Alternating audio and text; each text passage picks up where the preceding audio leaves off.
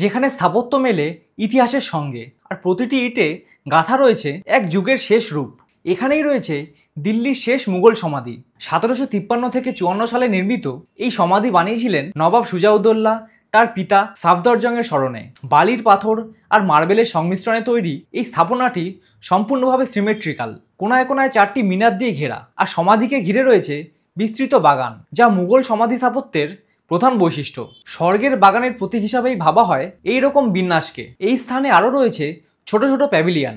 এই কারুকার্য আর স্থাপত্যে মেলে মুঘল ও পারস্য প্রভাবের সূক্ষ্ম ছাপ। সুউচ্চ গম্বুজ, খোদাই করা দরজা আর ছায়া ফেলা মিনার যেন আজও বহন করে এক হারিয়ে যাওয়া সাম্রাজ্যের মহিমা। এটি একটি যুগের শেষ কাহিনীর নীরব সাক্ষী, যা স্মরণ করিয়ে দেয় মুঘল সাম্রাজ্যের পতনের সেই সময়কে, যখন নতুন আঞ্চলিক শক্তির উত্থান ঘটছিল।